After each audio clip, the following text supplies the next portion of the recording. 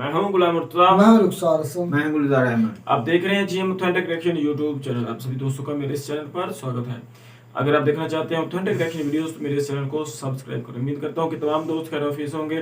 दुआ है कि आप हमेशा खुश रहें, यूं हंसते मुस्कुराते रहिए। आज हम जिस वीडियो पे रिएक्शन दे रहे हैं, वीडियो का टाइटल है, ये मेजर साहब की वीडियो है। वीडियो का टाइटल है major Gaurav Rai explain truth about Pakistan.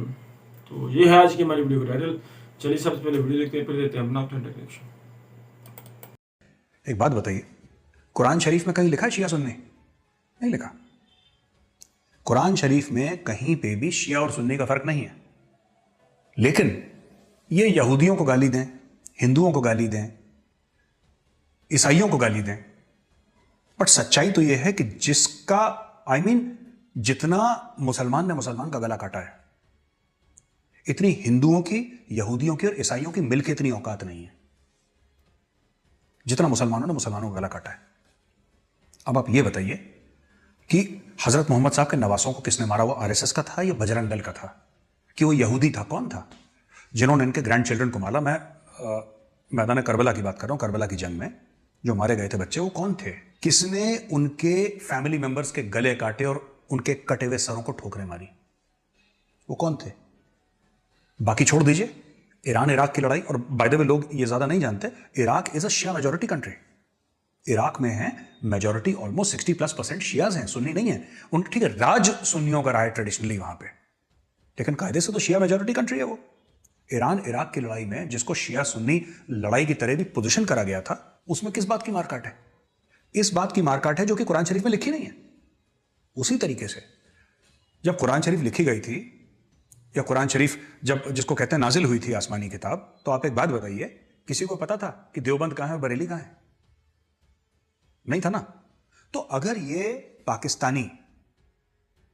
अगर पाकिस्तानी शिया सुन्नी के ऊपर एक दूसरे का गला काट सकते हैं, तो देवबंदी बरेलवी के ऊपर क्यों नहीं काट सकते? भाई जब इनको कुरान माननी ही नहीं है, जाहिल है ना, इनको माननी नहीं है, तो माननी नहीं तो ये भी मान लो, फिर तो कुछ भी मान लो। तो इनमें क्या करना चाहिए वैभव की, ज्यादा नहीं, अगर 3-4-5 करोड़ रुपए का बजट हो तो ये काम बन सकता है। अब कैसे होगा ये? आप, इनके मौलवी हैं वो जाहिल हैं, अनपढ़ हैं, पाकिस्तानी मौलवी जो हैं, और ज्यादातर मैंने ये देखा है कि वो ऐसे ऐसे जुर्म में मुलव्विज़ हैं जिसमें आपको और मुझे बताने में, क्योंकि फैमिलीज भी देखती हैं ना ये चैनल हमारा, लेडीज भी देखती हैं, बच्चे भी देखते हैं, तो मैं वो चीज़ बोलना नहीं चाहता यहाँ पे, बट वी नो कि पाकिस्तान में मौलवियों की और जो मदरसे चलाते हैं और इमामों की क्या रेपुटेशन है पाकिस्तान में। Some of the most crash criminal elements are from the clergy in Pakistan. अच्छा, इंडिया में नहीं है ऐसा? इंडिया में नहीं है ऐसा। अगर आप देखें, इंडिया के मौलवियों में ये सब नहीं है गंदगी इतनी। एक आधा केस तो हर जगह निकल ही जाता है, लेकिन इंडिया, पाकिस्तान में खास तौर से है। आप रेप्स ले लीजिए, आप बच्चाबाजी ले लीजिए, आप कुछ ले, मैं ज्यादा नहीं बोलूंगा इसमें, because as I said it's a family channel, but ये पाकिस्तान की सच्चाई है।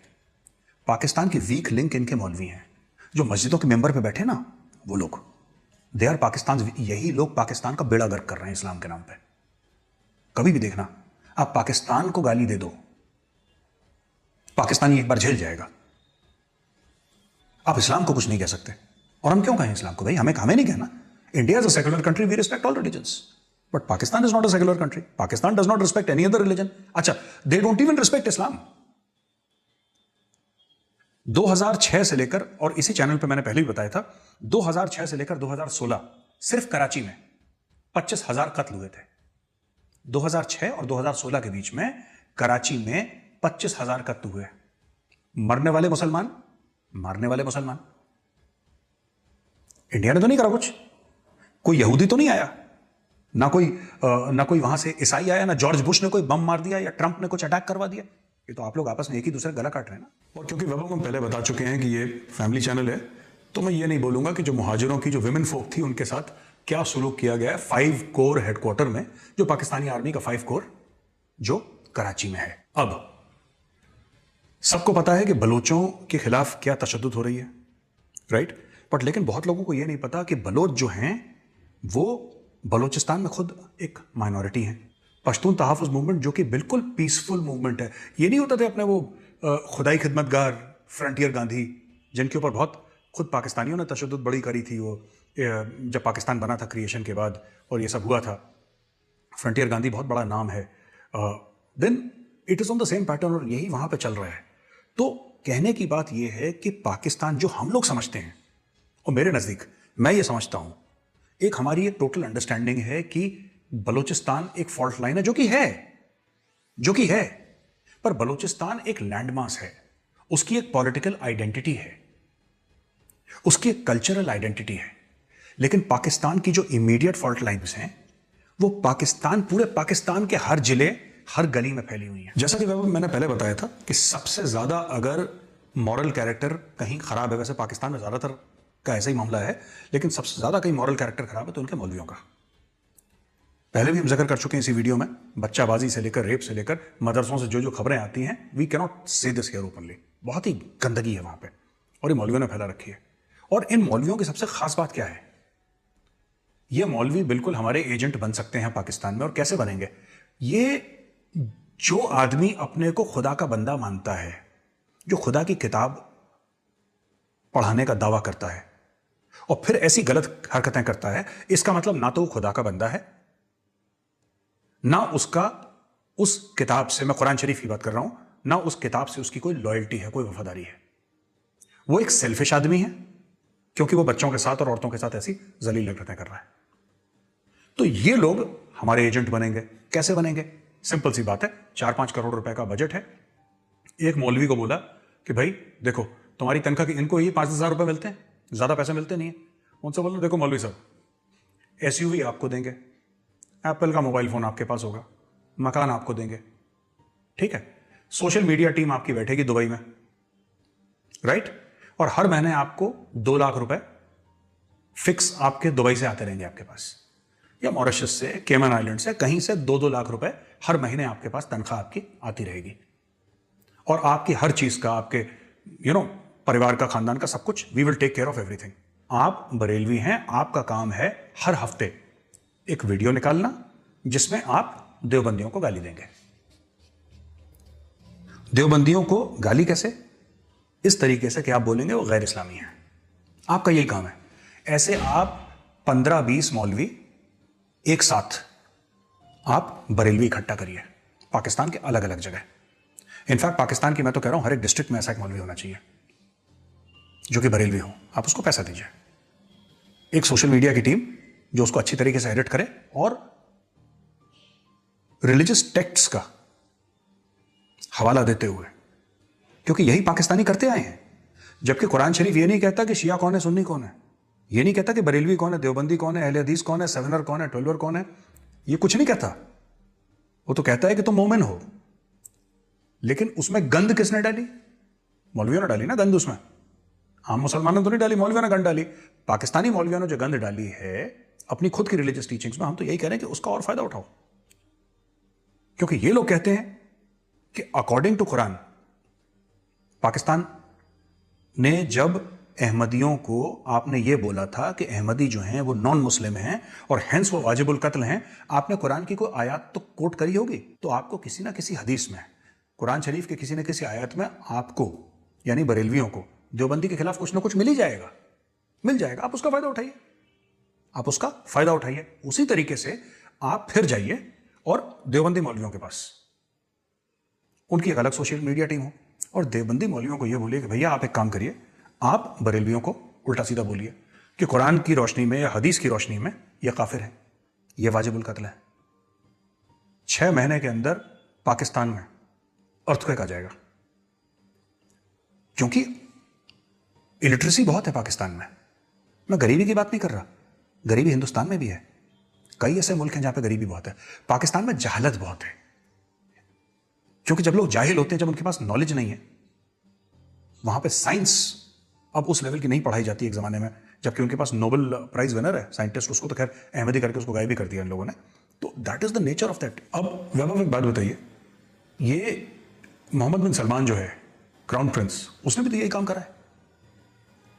देखिए जनरल फैज जो हैं ISI चीफ, उनको एक बार नहीं मिले वो, जनरल कमर जावेद बाजवा को एक बार नहीं मिले, लेकिन एक प्लेन भेजा और बोला कि जितने भी मौलवी हजरात हैं सब पहुंच जाइए सऊदी अरेबिया। देखो वाइंड एंड डाइंड, और ताहिर अशरफी साहब और शाम का वक्त हो रहा है, रिकॉर्डिंग चल रही, तो ताहिर अशरफी साहब आपके शौक से हम वाकिफ हैं। हमारे हाथ में तो पानी का ग्लास है, आपके हाथ में जाम होगा पक्का, क्योंकि हम टीवी पे देख चुके हैं आप शराब पीने के बहुत आपको शौक है। चीयर्स, हम आपको यहीं से इंडिया से चीयर्स कहते हैं, आपको उत्तर प्रदेश से मौलाना साहब वहाँ पे चीयर्स कर रहे होंगे। ताहिर अशरफी में बताता चलूँ अपने दोस्तों को कि is very very fond of his drink, और कई बार टीवी डिबेट्स में बिल्कुल मौलाना साहब बिल्कुल टुल होकर आते हैं, एकदम टाइट जिसको कहते हैं ना। अस्सलाम वालेकुम। अगर आप मुझे सुन सकते हैं, क्योंकि मैं आपको बड़ा थोड़ा सुन सकता हूँ जी। इस्लामी नजरियाती कौंसिल को, और मुझे यूपी में क्या कहते हैं, भंड भंड होकर आते हैं एकदम। तो इनको लेकर गए, तो ये उन्होंने जो सुन्नीज हैं उनको अट्रैक्ट करा, जो शिया मौलवी हैं उनको ईरान लेकर जाता है ना, ईरान लेकर जाता है, ईरान फैसिलिटेट करता है, आप आइए मिलिए वहां पे। तो आप ये देखिए कि ऑलरेडी एक फ्रेमवर्क है। ये फ्रेमवर्क किसी यहूदी ने नहीं बनाया, ये हिंदू ने नहीं बनाया, किसी ईसाई ने नहीं बनाया, ये फ्रेमवर्क कुरान शरीफ में भी नहीं है। ये मौलवियों ने एक दूसरे की गर्दन काटने, ये आपको एक मौलवियों ने एक मैप बना के दे दिया कि साहब इस तरीके से आप हमारे मुल्क को कमजोर कर सकते हैं, यानी पाकिस्तान को कमजोर कर सकते हैं। आपके सामने बड़ा लड्डू, आप खा नहीं रहे, आपको यही काम करना है। इनका जो रिलीजियस टेंशंस हैं पाकिस्तान में, लोग हिंदुस्तान में बहुत बड़ी गलती करते हैं। They have this thing, because इसके लिए जरूरी है कि आप इस्लाम के बारे में पढ़ें। मैं तो बहुत पढ़ता हूं, जब मुझे मौका मिलता है जरूर पढ़ता हूं।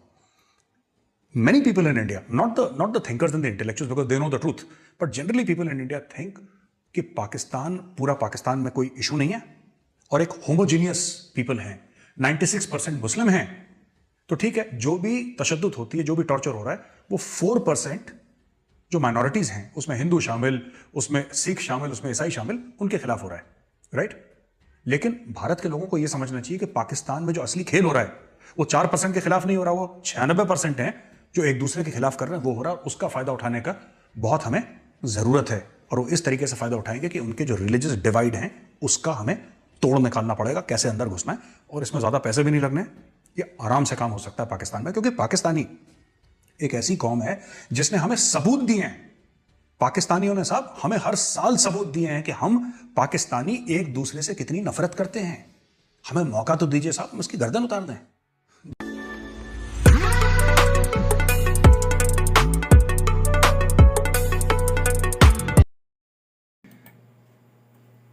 ये तो भाई रुखसान, मुझे तो भाई ये बड़ी इंटरेस्टिंग वीडियो लगी है, और बड़ी फैक्चुअल है, और बड़ी जो हमारी जो हकीकत है ना, असल में हमारे दीन में, रिलीजन में, जो ये आजकल के जो मौलवी ने डाला हुआ है ना, ये बिल्कुल उसकी तर्जुमानी कर रहा है। मैं तो 100% एग्री करता हूं। मैं 101% इसको, इसके मेजर साहब से इत्तेफाक करता हूं कि भाई मैं, मेजर साहब जो है ना, ये हमारे दीन का मुताला करते हैं। ये मैं पहले भी मैं ये नोट करता था, आज फिर मैंने ये जब वीडियो देखी है, उनकी जो चीजें सुनी है, तो मुझे इल्म हो गया है कि आप हमारे दीन का मुताला करते हैं। तो भाई हमारा दीन जो है ना भाई, एक तो ये जो सारे काम कर रहे हैं मौलवी हज़रात, ये कोई नहीं है। ये मेजर साहब बिल्कुल ठीक बात कर रहे हैं। जब हमारा दीन, हमारे नबी दुनिया में आए सल्लल्लाहु अलैहि वसल्लम, तो उस वक्त भाई एक ही था दीन हमारा, इस्लाम, और मुसलमान जो था वो था मोमिन।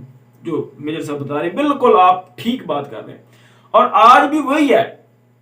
इस्लाम भी एक है, जो हमारे खान साहब बताते हैं कि इस्लाम एक है, सिर्फ इस्लाम भी एक है, मुसलमान भी एक है, और मोमिन भी एक है।